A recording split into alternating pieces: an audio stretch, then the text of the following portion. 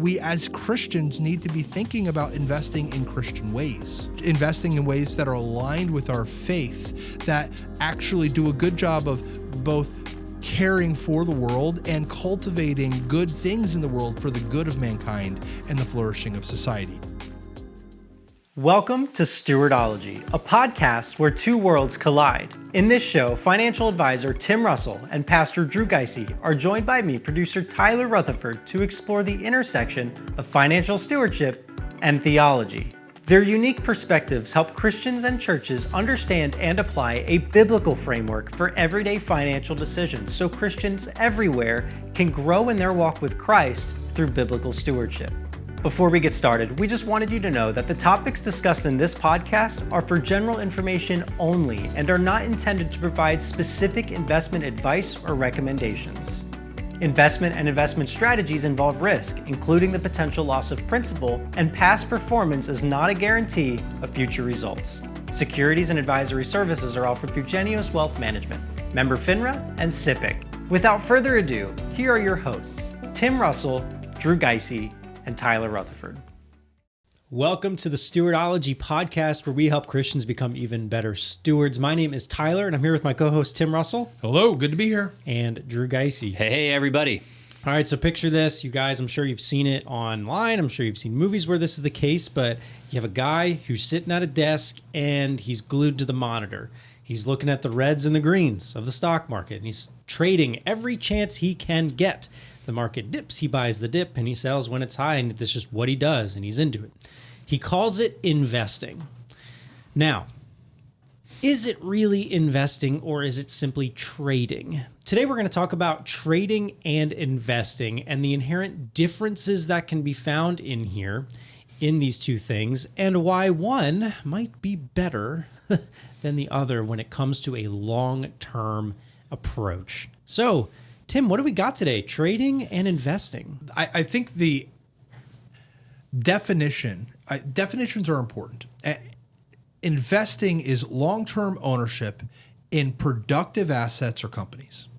So what that means is that we're focused on fundamentals, right? We're focused on what is a company earning, what's its value creation, who's managing it, how is its operating practices, and is it growing year over year, decade over decade?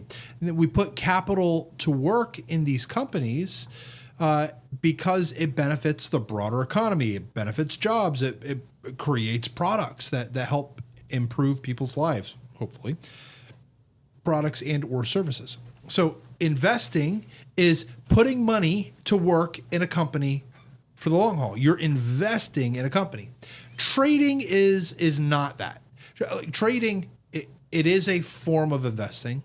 I will acknowledge that, but it's not truly long-term investing because trading is not looking, it doesn't care about what the company makes. It doesn't care about the value it generates. It only cares about what other people think about that company over a very short period of time. So they'll buy, not because they like the company, but because they like the momentum that the stock price of that company is enjoying, and they'll buy low or maybe they'll buy high and hope it goes higher, and they'll simply ride the price movement over a short period of time. Trading is short-term in its focus. You can do day trading, where you buy and sell within a given day, or you can do swing trading, and swing trading is where I buy it today and I might sell it in a couple days, a week. Usually not too much longer. You're just holding it for a short period of time. You're not focused on fundamentals. You're not focused on earnings. You're not focused on all of those other things. You're probably more interested in what do the charts look like, and does this look like a good entry point or not a good entry point? I will say this. There are successful traders. There are people out there who, as a living, kind of it's that person you talk about, sitting behind the computer, watching the red bars and the green bars and deciding when to enter and when to exit a stock, and they can be very successful. They also, I would say, probably, this is my own my own sense. I don't have a statistic on this. I think we have some statistics later in our discussion. But the average person who comes into short-term trading like this is not successful because it is so difficult. Now, just a little bit of personal background. I am not anti-trading. I think trading is an important aspect of the market. But I think we're in a very dangerous spot in our economy with the gamification of investing, the gamification of trading. Yeah. We have apps which have been wonderful as costs come down. It democratizes information, democratizes transactions, and you can buy and sell over short periods of time. And there's even Robinhood is known for this, making it fun and interactive to be able to buy and sell and get, achievements and various things like that. What I don't like about this is there are periods of time where you can do no wrong. So an example was after the COVID crisis in the latter half of 2020 and the entirety of 2021, we had a number of very first-time investors. These are people who are now staying at home and working or were laid off and they're now just investing their 401k or whatever they're investing. And they're able to take money and double or triple or quadruple that money in such a short period of time because we were in such a unique place in the market where you literally could throw a dartboard at a stock market chart and hit a winner. It was so ridiculous. There were so many companies that were doing well, and it got people to think that long-term investing is stupid. You should be able to double your money every year. That was literally quotes I've heard people say coming out of that time frame. And then we entered into 2022. And that was a time where we had stocks and bonds drop. We had the Fed taking cash out of the economy because of its quantitative tightening and raising interest rates, taking more fuel out of the economy, trying to slow down inflation because it got entirely out of hand. And everything fell apart. We had these companies that 2, 3, 4x'd in the course of a couple years or a year and a half that dropped its price to ridiculously low values. People lost a lot of money. It's not easy. You can't just make it up. So you could have periods of time which really successful. Mm-hmm. Then you could be entirely wiped out. Investing is not a game. And I don't want people who are taking their entire life savings and retirement and playing with it when you don't know as much as the really sophisticated investors out there who know how to not lose everything. So my biggest concern here is that people engaging in trading who are novices, who bet it all on this get rich quick kind of idea, that's my biggest fear. Because that's not investing. That's not putting capital to work for the long haul because we believe in the company, we believe in what it does, we believe in the products and services it generates, and we believe in the value that it has for the world. That's the difference between trading and investing. Yeah, so investing, if I understood that correctly, is more of a long-term approach. Bona fide investing, right, is a long-term approach, whereas this trading idea is more quick wins. Tim, you had mentioned something very briefly. I'd love for you to expand on this. When we invest well, it can align with our faith and really fulfill the creation mandate that we've talked about a few times on this podcast. Yes. Can you expand on that? How can investing, maybe even biblically responsible investing, really help Christians align their investments and their faith and pull it all into a good, cohesive mix for them? So as we look at the very first chapters of the book of Genesis, the first book in the Bible, I think it's chapter 2, it's God comes to Adam and he gives him a command. He says, you are to care for and to cultivate the world. The garden and all that's here, he had a very specific job. Cultivate, which means develop, extracting the raw creative potential, maybe extracting is the wrong word, harnessing the raw creative potential that God placed on this world for the good of mankind and society.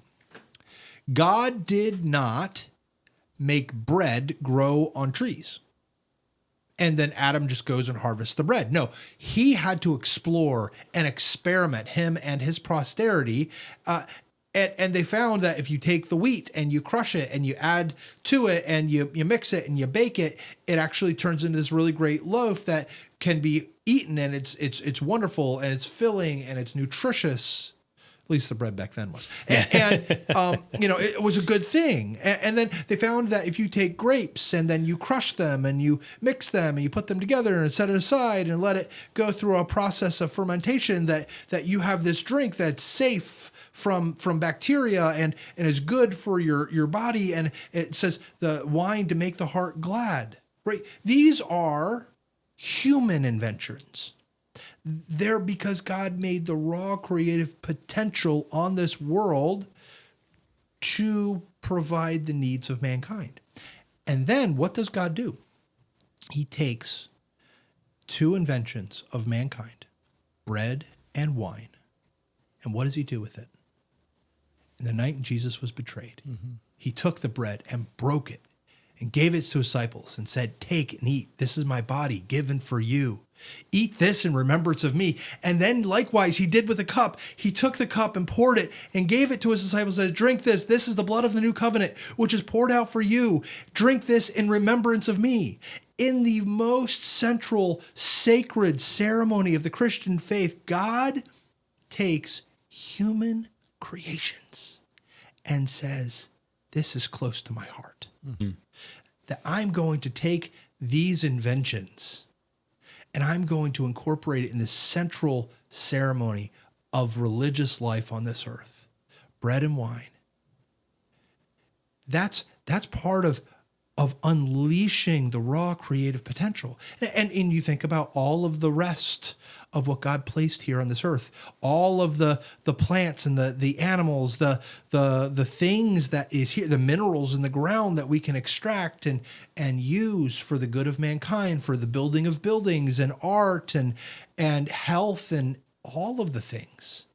It's all part of cultivating.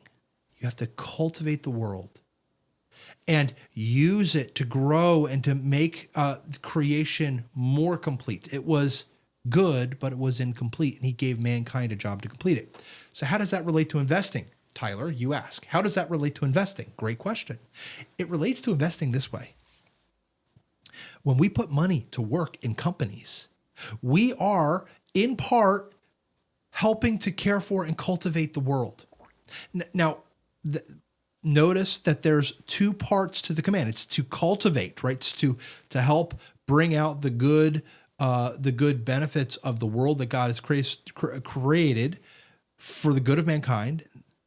But it's also to do it in a way that doesn't mar and destroy creation for the good of mankind. So it's a proper and appropriate harnessing of that raw creative potential without destroying the beauty that God created. The image that God gives us in the Bible is not that we need to get back to the garden. We should not seek to not alter nature and its perfect, pristine garden state in any way, because we see that there is a trajectory in the biblical story. Yeah. It starts in a garden, but where does it end? It ends in a city. So there is absolutely value and place for us to build big things, to take natural environments and cultivate something that is man-made and beautiful, but it's not this ugly urban landscape. It is beautiful kind of combination of natural and man-made beauty. That's why I hate all of this brutalist architecture, because it is not beautiful. In fact, it says that beauty is not good. God wants us to create beautiful things, and that's where investing comes in. We invest. Part of what we're doing is we're investing alongside of God in a world to create the world a better place, which is also why we as Christians need to be thinking about investing in Christian ways. investing in ways that are aligned with our faith, that actually do a good job of both caring for the world and cultivating good things in the world for the good of mankind and the flourishing of society. There are plenty of organizations out there that are not seeking the good of mankind and society. Mm-hmm. They're seeking either exploitative profits, or they're seeking to provide growth based on the baser instincts of mankind, to harness their lust, to harness their addiction, to harness other things that leave men crippled and hobbled. That is not what biblical investing is. Mm-hmm. Biblical investing needs to be aligned with the good of mankind and the glory of God. So yes, I'm a big investor, and I think investing is an important part of God's plan for this world, and it's part of investing. Tim, that's really helpful. And I think we would agree that generally speaking, everybody should be investing for the long haul in some capacity, right? We all need to be, to some extent, thinking about the future and growing our resources so that we can handle the problems of tomorrow. But you said in our preparation of this, not everybody should be trading.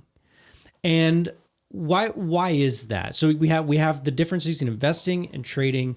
Most people should be investing in some capacity, but you said there are dangers and not everybody should be trading. Why is that? To be a trader requires a certain amount of attention and awareness to both the stock, the ETF, or the whatever it is that you're investing in, what's happening to it, and what's going on in the broader market, so that you can protect your asset against substantial loss. And you also have to recognize, as a trader, if your life is busy and you're busy working, like, for crying out loud, you probably don't have time to do right by your employer and also be a trader. To have the attention where it needs to be in the product or the service that you're providing, and also have your head in the stock market all the time and every tick up and every tick down. So here's the point. What has God called you to do? Has God called you to be a good teacher, a good plumber, a good electrician, a good, whatever, right? Whatever God has called you to do that. Focus on that and invest. Use diversified investment products, mutual funds, portfolios, ETFs, all of those things are offered, mutual funds are offered by prospectus, and you know what you're doing, fees and expenses are involved, be aware. But for crying out loud, what that does is it allows you to be diversified, which doesn't remove risk, but removes certain kinds of risk, and allows the money to be managed, hopefully in a professional manner going forward. So you partner with people who can help you accomplish your goals while you're fulfilling your God-given calling. Mm-hmm. That, I think, is really important. We have to focus on what has God called you to do. If he's called you to be a trader, then be a trader. There's nothing wrong with that. There is value in the marketplace for trading. I'm not saying it's a bad thing. I'm saying it's risky, and you have to really know what you're doing, and you have to make it your thing to be a trader. But if you're going to be an investor and you're going to invest for the long haul, you can buy investments, stocks, bonds, mutual funds, and ETFs that you buy and hold for long periods of time. And you don't have to micromanage every tick higher and every tick lower. You're just in it for the long haul, come good or come bad. Yeah. And that is why trading is not a great idea for the vast majority of people who are not experienced, professional, skilled, or have the time to do it. They don't have the interest, they don't have the time, they don't have the desire.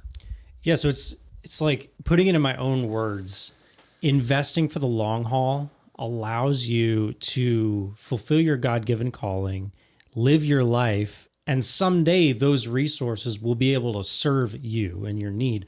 But if every day and every week is just focused on trading in some capacity, you may not be living up to what God has called you to do. And you're at more of a risk of perhaps serving your money in a bigger capacity, right? You've become enslaved to focusing on every tick up and every tick down, hey, maybe that is what God is calling you to do. And like you said, there's value in that in the marketplace. But if you're just the average Joe like me, I would fall on my face 10 times out of 10.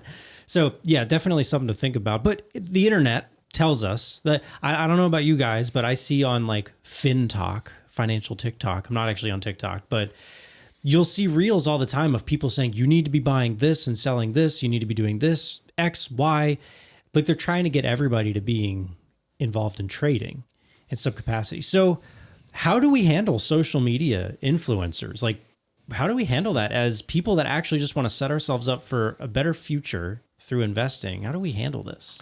So there are two things that I think the Christian steward needs to be aware of when it comes to the social media influencers, the financial social media influencers.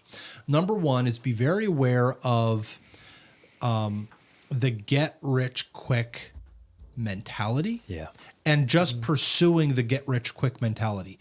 If you look at investing / trading as a means of simply getting rich quickly, you're probably in for a world of hurt, because there's no shortcut to success. Mm-hmm. You can be right by accident and can make some money, but you have to be wise with what you're doing. And if someone's saying, jump in on these trades with me, we're going to make a lot of money. We're going to go diamond hands. We're going to, hold it to the moon. We're going to, whatever the lingo is on the whole financial TikTok. You're probably at a place where you're doing it all for the wrong reason. There's greed. But there's a second reason. There's the second thing you need to be aware of. Well, Tim, real quick, Proverbs 13:11, I think ties in well with what you just said. Yeah. It says, wealth gained hastily will dwindle, but whoever gathers little by little will increase it. What a great biblical principle to actually bring in to this. The social media influencers are saying, hey, this is the way to go. Let's make this thing quick. Let's get going. Where the word of God is saying, slow it down. We'll get back to the heart of it too. In Ecclesiastes 5:10 says, he who loves money will not be satisfied with money, nor he who loves wealth with his income. This is also vanity. So if the goal is just to build, and there's no real rhyme or reason to it other than just get rich and do it fast, you're never going to be satisfied. Yeah. Never going to find contentment. Two things the Christian steward needs to look for if they're following social media influencers. Beware of the get rich quick way of thinking, the get rich quick schemes, because it's the love of money. It's the root of all kinds of evil. There's big problems there. Yeah. The second thing, however, is maybe even more insidious, is that we don't know what are the actual true motives of the individual who is giving the advice on social media. Is there fraud involved? Are they doing a pump and dump scheme? Pump and dump, what is that? Pump and dump is when they enter into a large position on a thinly traded stock. It's usually like a penny stock.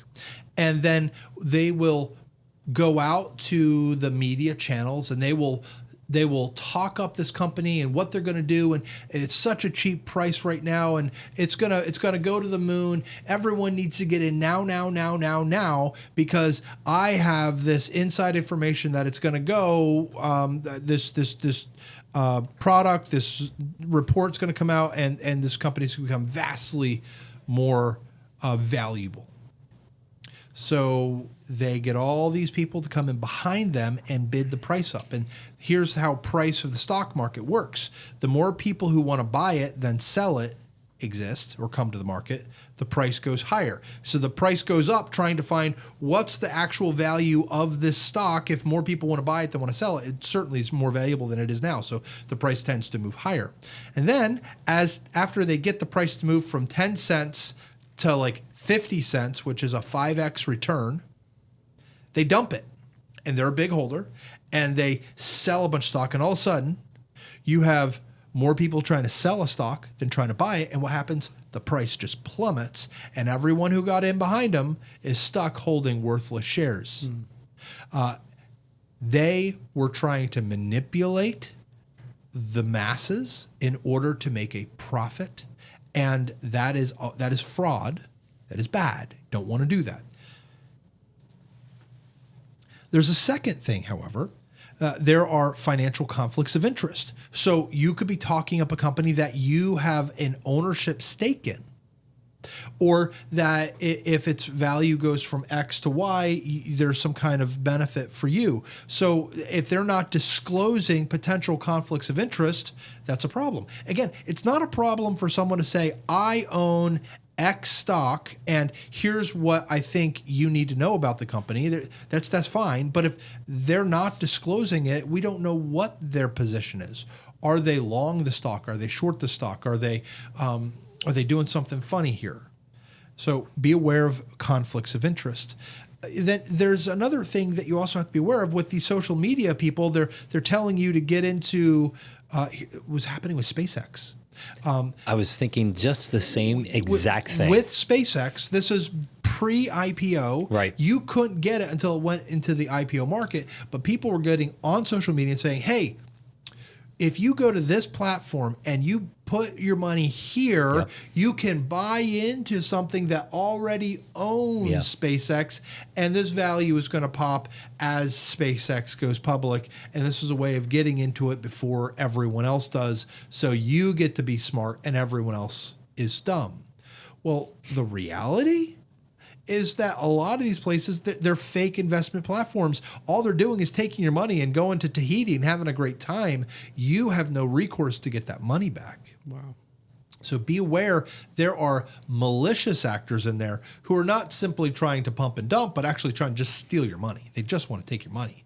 And then be aware of Ponzi schemes, investment club fraud. When I think about Ponzi schemes, the name that might come to mind is a guy named Bernie Madoff. This happened during the 08-09 market crash, where he was having, prior to this, amazing returns year after year, 20, 30, 40% a year returns. And his strategy was like a bond or a bond stock option strategy. Covered call strategy. There's no way that strategy should be able to make those kind of returns when the market is only returning, like 5 to 10, 12% a year. So it didn't make sense, but more people got in. And so Bernie lived this really lavish lifestyle on all of the investment that all of these people were putting in, and he was giving money back to other people with new people's money. And eventually that whole Ponzi scheme stops working, the tide goes out, and we find out who's actually, acting in bad faith. And Bernie Madoff died in jail as someone who stole millions upon millions upon millions of dollars. So be very cautious. Do your due diligence. Look up the individuals and people that are involved. Don't just seek the get rich quick. Go and work with reputable individuals. Don't be a trader. Don't follow the social media influencers. My recommendation is to work with an established financial planning firm and just invest for the long haul. That is a safer way of having your money invested with the opportunity to grow with the market. Well, it's also being regulated by the feds and all that goes on within our compliance infrastructure. You can learn more about the financial advisor you want to go to. You can go to FINRA broker check. There's an SEC broker check where you can learn more about the people that you're talking with and see if they have complaints or issues in their past. All of that is relevant data that may be helpful to you that's not available with social media. It's not available with the TikTok people. There's no way to know whether or not this person just started doing this last week in his mom's basement and has no actual real experience. He says he's making millions of dollars, but is he really, or is he just pretending? If you're an investor and you're working with an established financial advisory firm, you can have a lot more confidence in, like, you can actually see, when did they get licensed? How long have they been in the industry? Have they been changing firms every 3 weeks? Like, you can see if there are complaints or problems in their history. These things matter. So again, I am biased. I acknowledge I'm biased. I'm a financial advisor. I manage and invest money for people as a living. But there's a reason why I think this is the better option for most people who do not have the time, the interest, or the expertise to be able to actually do it well. You know, a verse that comes back to my mind when you were just talking about the social media people, it says the simple, Proverbs 14:15, the simple believes everything, but the prudent gives thought to his steps. I think what a good verse to process as we're seeing these social media financial influencers that are out there. I mean, when you were talking about, did they just start doing that this week? I know a couple places where I could go for hundreds of dollars, rent a nice Lamborghini and park it in my driveway and make it really look good, and get that Lamborghini and make it look like life is good. But the bottom line is there's a house of cards behind it. So as we come to the conclusion of this episode, I can't help but to go back to that passage in Proverbs 13:11 that says, wealth gained hastily will dwindle, but whoever gathers little by little will increase it. And I think about the main differences here between investing and trading. Think long-term success and wins versus short-term quick victories, perhaps. As we think about investing versus trading, I think we need to be landing in this investing category. I think most of us, like you said, Tim, need to be investing for the long haul. And so we have to ask ourselves, am I investing with patience and diligence, or am I just being pulled towards quick wins? Do I want to get rich quick, or do I want to look at the long term? And again, let me rephrase that. Attempt to get rich quick. That's right. That's probably better said. That's definitely better said. Because what we'll find next week, we're going to talk about day trading, and Tim alluded to this, but a lot of the people that try to get rich quick end up falling flat on their face most of the time. So we're going to talk about that next week. So join us again. Next week, we'll talk about day trading and the inherent dangers. But until next time, God bless and take care. Remember that wealth gained hastily will dwindle, but whoever gathers little by little will increase it. See you next time. Thanks for joining us on the Stewardology Podcast, where financial stewardship and theology meet. We'd like to help you take your next steps in biblical financial stewardship. Subscribe in your podcast provider to get the newest episode delivered to you every week. Leave a 5-star rating and review to help new listeners find the show. Take advantage of your free personal stewardship review at stewardologypodcast.com/review. Be sure to follow us on social media and visit our website at stewardologypodcast.com for tons of free resources and hundreds of free episodes. You can also leave episode ideas at stewardologypodcast.com/idea. Remember, Psalm 20, verse 7, some trust in chariots and some trust in horses, but we trust in the name of the Lord our God. See you next week.